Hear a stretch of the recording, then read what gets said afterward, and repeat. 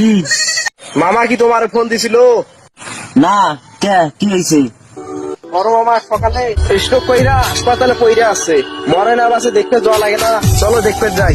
না আমি যাইতে পারবো না, আমার সময় নেই, কাম ফেলে আমি যাবো, আমি যাইতে পারবো না। তুমি না যাও তা ইয়ে করো, গাড়ির চাবিটা দাও, আমি তো রেডি আছি, তাহলে আমি চলে যাই। গাড়ি মারাইছে আবার, গাড়ি ধুয়ে টুয়ে ঘরে তুলে রাখছি।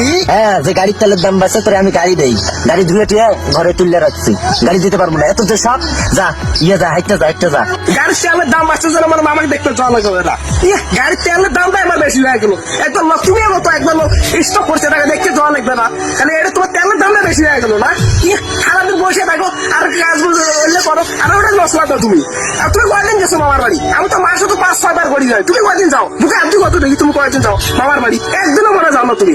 বছরে 6 মাসে একদিন আর 2 মানে দরকার হলে তুমি ছেড়ে দাও মামার বাড়ি, কোনো তো যাও না। আমি এত যাই, আমার খেলা তুমি ফেলাইছো। মাসে 4-5 বার করে আমার যাইতে হয় মামার বাড়ি। এবার খালি কাজ কামের ওখানে থাকি দেখাতে, আর খালি এটা তাপানি বড় ভাই হিসেবে তুমি মাথা সরে গেছো না? আমার মাথা সরে গেছো বড় ভাই হিসেবে।